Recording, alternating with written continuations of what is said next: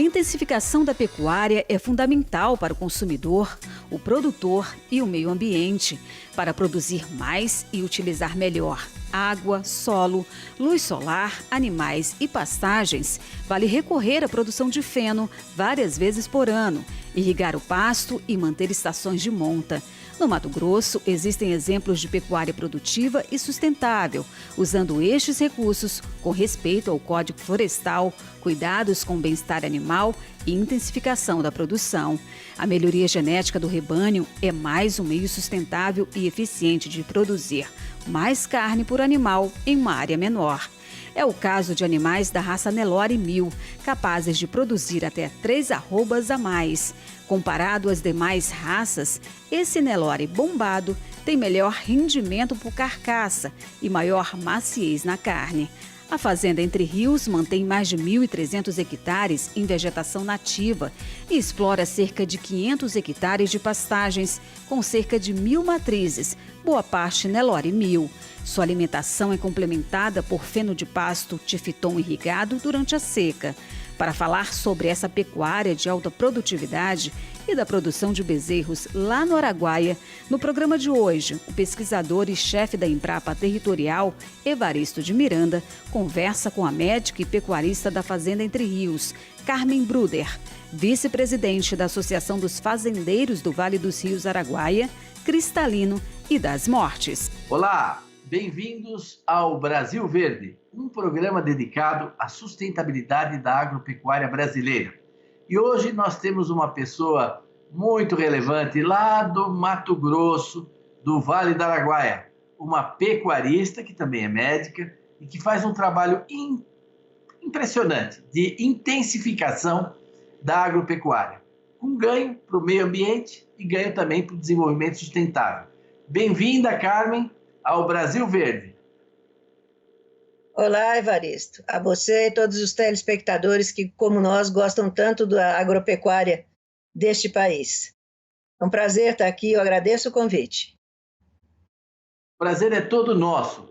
Você, a Fazenda Entre Rios, fica lá nesse oeste, né, do Mato Grosso, ali, encostando quase em Goiás, aí nesse Vale do Araguaia, um lugar tão maravilhoso. Mas você não deve ter nascido aí. Conta para nós um pouquinho a sua história, né? Como é que você, médica, se tornou hoje uma pecuarista que tem um trabalho exemplar, como nós vamos ver, de intensificação, de uso de pastagem irrigada. Mas como é que começou essa história? Como é que você foi parar aí no Mato Grosso? Bom, realmente, né, onde a gente está aqui, no Vale do Araguaia, é um paraíso, um pedaço do paraíso, de fauna, de flora, de capacidade produtiva, com sustentabilidade. E eu me considero muito abençoada, que eu acho que a minha história conta um pouco a história do Brasil. Eu sou neta e bisneta de imigrantes italianos, espanhóis pelo lado da minha mãe e alemães e suíços pelo lado do meu pai.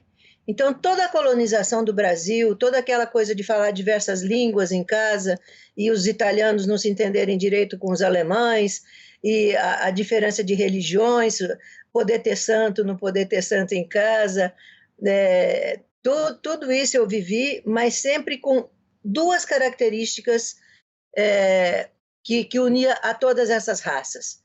A vontade de produzir no campo, né, porque são todos colonos, eles vieram como colonos em 1870, 1890, vieram para o Brasil para substituir a mão de obra escrava, e então sempre com aquela coisa de plantar e de colher, e com muito pioneirismo, porque foram homens e mulheres que abandonaram suas terras e da noite para o dia empreenderam viagem de 6 meses, 8 meses pelo mar para vir cá para o Brasil. Eu acho que essas duas características eu herdei deles, né? A vontade de produzir, o amor pelo campo, pelo animal, e a coragem de sair de São Paulo. Eu sou paulistana, fiz medicina em São Paulo, vivi minha infância e jovem em São Paulo, e aí resolvemos, me casei, e resolvemos vir para Goiás, ser médicos aqui em Goiás há 40 anos atrás. E por causa do sangue, por causa dessa coisa de querer uma fazenda, que é onde eu sempre passei minhas férias, sempre em fazenda de avós, a gente acabou indo para a pecuária e, por oportunidade, né, por a bênção de Deus mesmo, nós conhecemos e tivemos a oportunidade de comprar uma pequena propriedade no Vale do Araguaia. E assim começou a história da Fazenda Entre Rios, há 20 anos atrás. Muito bom. E ao contrário do que as pessoas imaginam, né? Ninguém vive fora da sociedade. O pecuarista, ele faz boi para vender para o consumidor. O consumidor quer uma carne macia, quer uma carne de qualidade.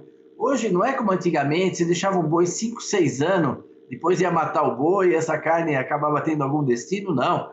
Hoje o frigorífico nem aceita, né? Você tem que ter produto de qualidade, você tem que ser capaz também de produzir mais carne, num espaço menor, intensificar a produção.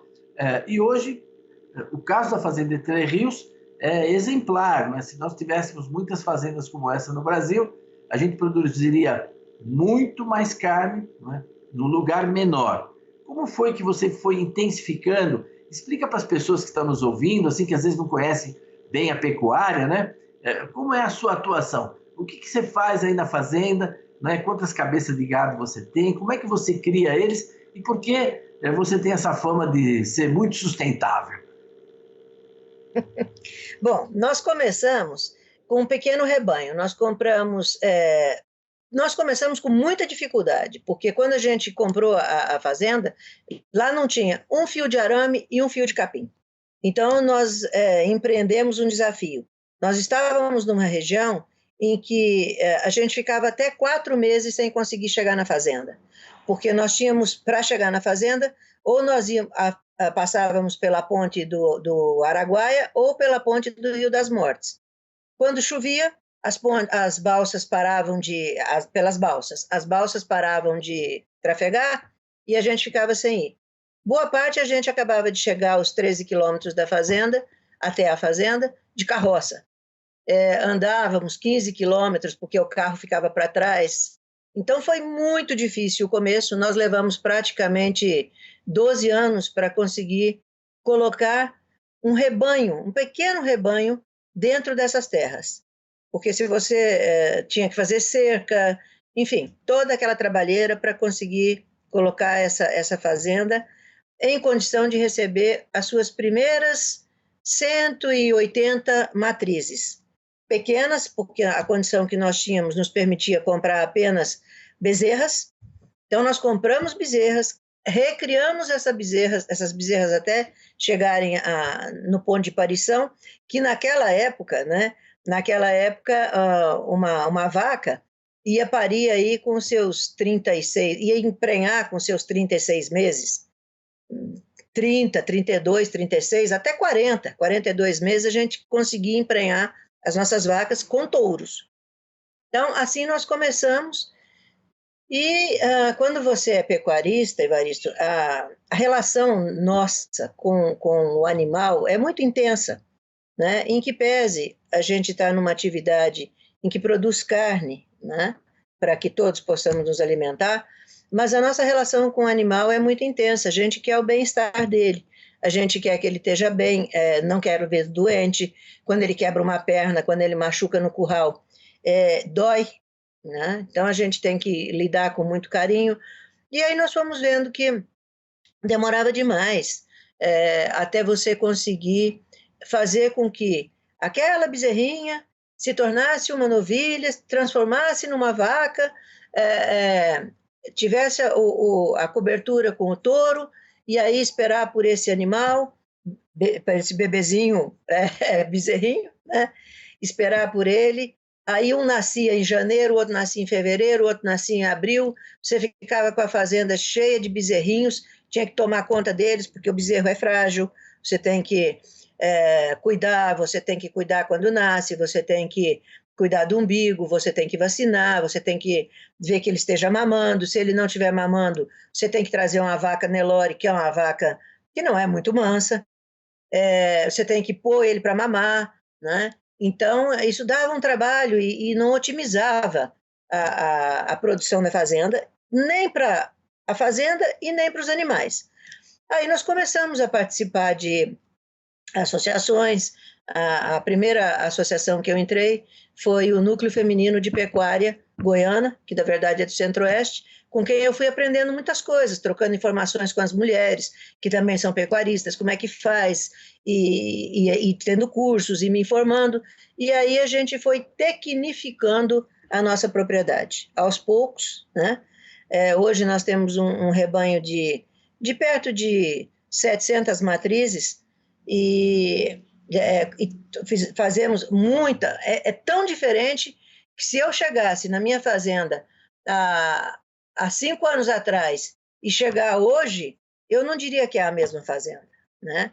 Hoje nós temos as nossas novilhas emprenhando por volta de 16 a 18 meses. Quer dizer, quando ela tem 24 meses, que lá, há poucos anos, quando eu digo lá, parece que é uma eternidade, mas não é. São 5 anos. Há 5 anos atrás, nós tínhamos, às vezes, a primeira aparição com 42 meses, hoje a gente tem a vaca, a novilha, de 24 meses, com um bezerrinho ao pé e já ficando pronta para outra prenhez, né? Então, nós fomos intensificando e trazendo o quê? Genética. A primeira coisa foi genética. E a segunda coisa foi a condição de alimentação. Uma boa alimentação para o gado, para que não falte, porque o Vale do Araguaia, essa maravilha onde a gente tem a graça de poder produzir e também de preservar, a obrigação de preservar, né? Aqui a estação é muito definida. São 6 meses com muita chuva e 6 meses com nenhuma chuva.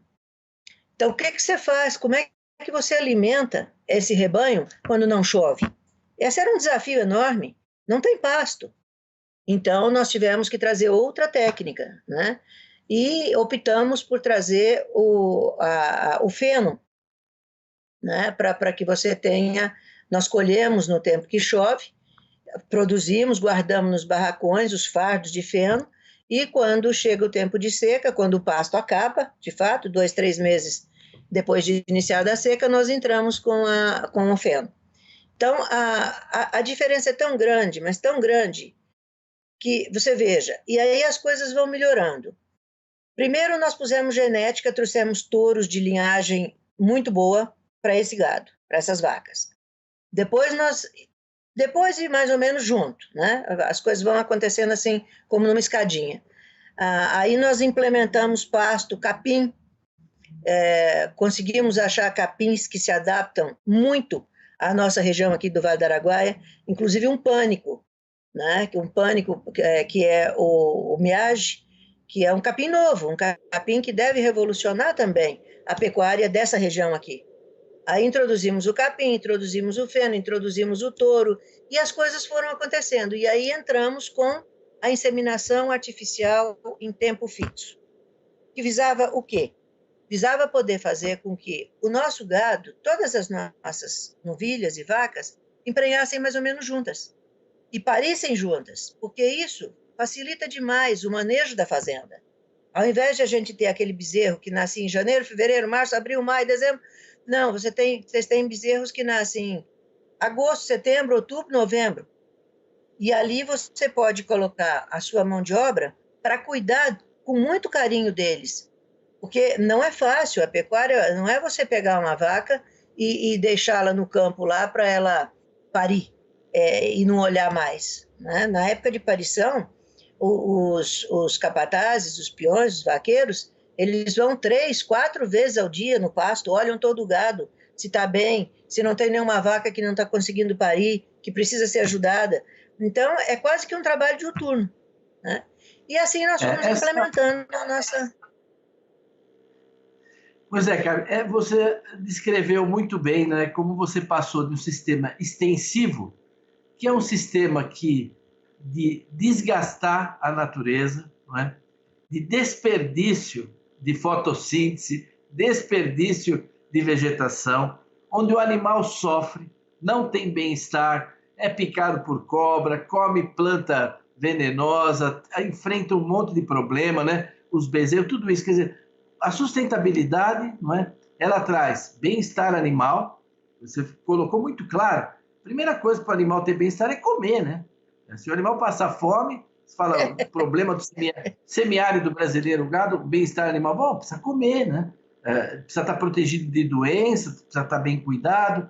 Então, é extraordinário esse caminho que você fez. Eu queria, quando nós já passamos da metade do programa, eu queria que você falasse rapidamente para nós só sobre esse Nelore 1000, né? 1000, MYO, não é? Que você vem trabalhando aí, para depois a gente falar um pouco da sustentabilidade aí da pecuária no Araguaia. Como é que é essa história desse Nelore 1000? Apareceu ali um Nelore bombado?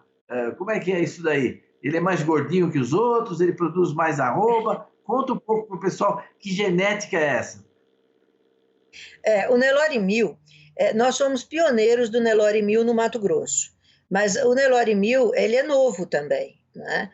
Por quê? Porque existe uma alteração genética onde um gene do Belgian Blue é colocado, mas não é enfim, vai fazendo os cruzamentos, foram sendo feitos os cruzamentos até que um gene, que é aquele que inibe o gene da miostatina de agir, ele foi colocado dentro da raça Nelore. O que o gene da miostatina faz? Ele não permite que o animal continue ganhando musculatura depois de um certo tempo, né? Quando você é capaz de agir nesse gene da miostatina, o animal continua ganhando peso. Então, ele continua ganhando peso por músculo também, né? Peso e músculo.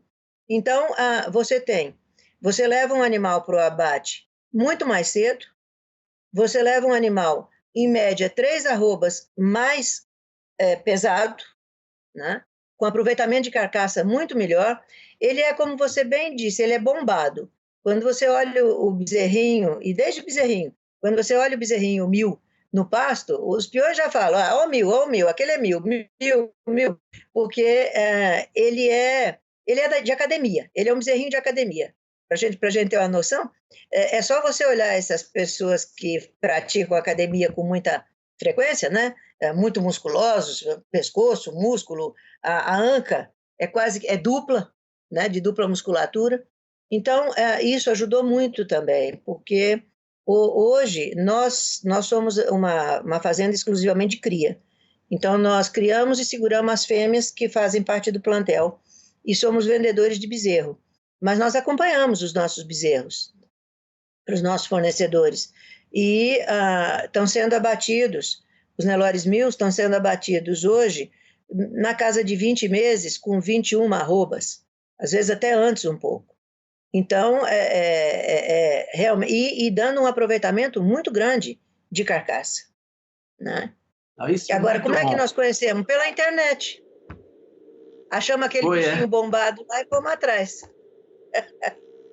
Agora, essencialmente, para quem está nos ouvindo, é na inseminação que você faz isso, não é isso?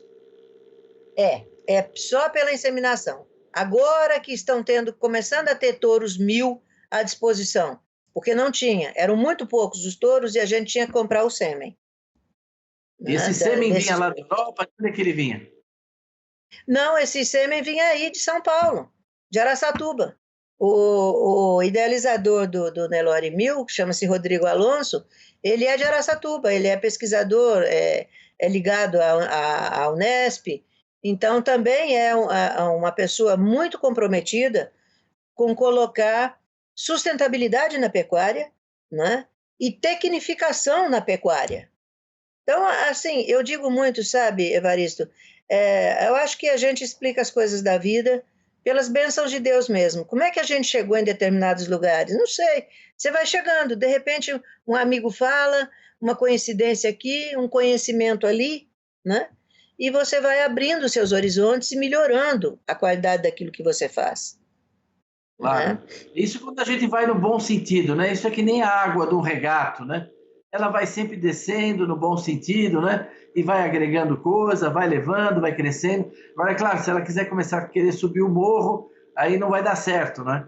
Mas o que é bacana no que você falou, dando esse exemplo da Unesp, dessa tecnologia, é que hoje a sustentabilidade ela é sinônimo de inovação. Sem inovação, dificilmente você é sustentável e você não é rentável também. Você precisa ganhar dinheiro, você precisa se manter. Se você voltar para uma pecuária do Neolítico, lá para trás, soltando gado assim e ficar olhando, bem, você vai quebrar economicamente, né? Vai quebrar. Então, hoje essas palavras praticamente são sinônimos, eu sempre digo isso. Sustentabilidade, inovação e rentabilidade, isso realmente anda junto, não é? Agora, na pecuária brasileira, ela vem um pouco atrasada, se a gente pode dizer assim, comparada com o que aconteceu na produção vegetal. Mas hoje os ganhos de produtividade estão se acelerando muito. Nós temos aí nesse seu exemplo, quem nos ouviu deve ter visto toda essa sequência, melhoramento genético, pastagem plantada, irrigada, faz feno, como lá na Europa, nos Estados Unidos. Lá a estação adversa é a neve, é o frio. Você tem que fazer feno para alimentar o animal. Mas aqui nós temos também situação adversa, né? O período seco, e muita gente, cada vez mais, faz feno para que não falte comida para o gado, para que não tenha perda de peso, nada disso, né? De outras formas, no Vale do Araguaia, a gente tem essa pecuária que se quer sustentável, que busca ser sustentável, né? Mas tem gente que acha que o Araguaia é uma zona úmida, por exemplo, e que o Araguaia devia criar boi solto, assim, que nem lá no Neolítico, né? Como ocorre em alguns lugares do Pantanal, né? Achando que isso é mais ecológico, né? Mas isso é uma tragédia ecológica, né? Você não vai usar bem a terra, não vai usar bem o capim, não vai ter desenvolvimento social, não vai ter desenvolvimento econômico. Você podia comentar um pouco para nós, não é? Esses desafios que vocês vêm enfrentando? É gozado, parece que o Brasil ele quer punir quem está indo bem, ele quer punir quem está fazendo a coisa certa e quer dar espaço para quem faz a coisa errada, quer andar para trás, não é?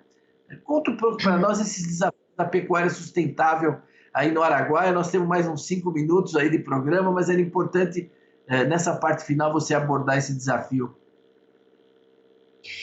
Olha, Evaristo, isso tem sido nas nossas vidas, é bem isso que você fala, é como se você dissesse para uma criança, olha, você estuda, faz tudo direitinho, aí você vai lá e faz sua prova e traz a nota. E aí a criança faz isso tudo, traz a nota, traz uma nota 9,5 e 10, e você pega e dá uma surra no seu filho, sabe? Nós estamos apanhando, Evaristo, mas nós estamos apanhando muito, muito. De 2018 para cá, por um decreto de governo, na ocasião o governador era o Pedro Tax, por um decreto de governo e por um comitê de zoneamento socioeconômico-ecológico que se criou no Mato Grosso e que está vigindo até hoje, nós fomos considerados área úmida equiparada ao Pantanal. É um absurdo, é um absurdo. Você tem que fazer feno no Pantanal? Você tem 6 meses de seca sem nenhuma água, sem pasto no Pantanal?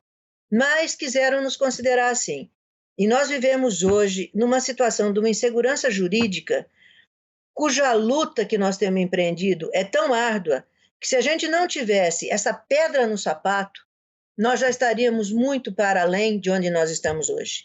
Hoje, eu vou te ser franca, 1/3 do tempo, ou mais, talvez metade do tempo que eu poderia estar usando, nós poderíamos estar usando para investir na nossa sustentabilidade, em trazer tecnologia, em estar com nossos rebanhos, nós estamos indo atrás de criar associação forte. Nós já temos lá, isso antes de tudo acontecer, a Liga do Araguaia, que trabalha junto projetos de sustentabilidade. Nós, pecuaristas, temos uma liga, uma união, que faz projetos junto com os parceiros, tanto os produtores de semente, quanto os acadêmicos, quanto as universidades, para ir testando o que é bom lá para nós. Então, nós temos também esse apreço, mas nada disso é considerado, nada. O que a gente diz, olha, nós sequestramos carbono, a nossa pecuária é sustentável porque tira carbono, tira o efeito estufa, né, da atmosfera, coloca aqui no solo. Que jeito? Intensificando a pecuária, fazendo uma vaca parir mais cedo, fazendo um boi estar pronto para o abate mais cedo, nada disso é considerado. E muito menos o zoneamento socioeconômico. Socioeconômico, que jeito? A última novidade agora, da consulta pública que nós tivemos em janeiro, no duro da pandemia, é considerar que nós tenhamos 4.900.000 hectares de área para virar reserva florestal. Quer dizer, lá nós não vamos poder fazer nada disso que eu contei aqui para vocês agora, nada. Porque o que nós vamos poder fazer lá? Pesca pantaneira. Eu não sei onde, porque lá não tem pântano, nem pantanal. E pecuária extensiva. Quer dizer, olha a história, nós levamos tantos anos para chegar numa pecuária intensiva, sustentável, e agora, em nome de uma ecologia e uma sustentabilidade, querem que a gente solte um boi no pasto durante 5 anos, para ele comer, sei lá o que, erva, como você bem falou, sofrer todas as mazelas de estar a campo, e aí abater quando der. Quer dizer, eu pergunto, zoneamento socioeconômico ecológico, cadê o econômico, cadê o ecológico? Para onde vão as populações que moram no Vale do Araguaia e que hoje estão tendo uma condição de vida muito boa? Porque os nossos colaboradores de fazenda, eles não são empregados, eles são parceiros, eles vivem com a gente, né? Os filhos deles nascem aqui, crescem aqui, a gente ajuda quando tem problema com saúde, não falta comida, porque quando a gente abate uma res, abate um porco, é para a fazenda inteira. O que nós vamos fazer com esse pessoal? Para onde é que nós vamos mandar a população? Aqui onde eu estou, Cocalinho tem um rebanho de 600.000 cabeças. Só de extração de calcário, em 2 usinas que fornecem calcário para 1.000 quilômetros de raio, nós extraímos 1.600.000 toneladas de calcário por ano, não só para o Araguaia, porque você precisa cuidar da terra, calcarear, adubar, né? A terra não fica lá toda a vida, você tem que cuidar dela, como da res também. Não, realmente, nós estamos chegando no fim, mas você toca num tema que há décadas, nós também que somos da Embrapa, a gente enfrenta, né? Lá em Espanha, eles têm uma frase que diz o seguinte: la ignorância es audaciosa. A ignorância é audaciosa. É gente que planeja o que não executa e depois avalia o que não fez. Vive nessa posição. E esse é o pior pessoal que se tem para lidar. É uma atitude criminosa com o meio ambiente, é uma atitude criminosa com as pessoas, né? E com a história. Se nós estivéssemos na época do Pedro Álvares Cabral, chegando ali, sem história, sem ninguém, você podia até imaginar um modelo qualquer de ocupação. Mas não, essas áreas estão ocupadas, tem história, tem evolução. Eu acho que o seu testemunho aqui foi importante, né? De uma mulher médica que conhece, né? E, como você disse, você está tirando nota 9,5 e 10, chega em casa vai apanhar, né? Quer dizer, não é possível. Eu espero que as autoridades aí tenham sensibilidade, tenham um movimento grande. Eu sempre digo, já me apresentaram diversas questões do Vale do Araguaia. A solução é sempre a mesma: intensificação. Nós temos que intensificar. É claro que numa situação de um jeito, em outra situação de outra, o pequeno, o médio, o grande, mas é avançando com tecnologia, usando melhor a terra, a vegetação, tudo. Eu agradeço muito a sua participação aqui no Brasil Verde e eu passo a palavra para você dar a sua despedida rapidamente, suas palavras finais. Muito obrigado por ter estado aqui conosco. Varisto, nós é que agradecemos muito a possibilidade de contar para todos a insegurança jurídica que a gente vive hoje. Porque quando eu digo que a gente apanha, né, não é literal, mas são as multas. Nós somos multados pela SEMA, pelo IBAMA, pelo ICMBio, e são multas altas.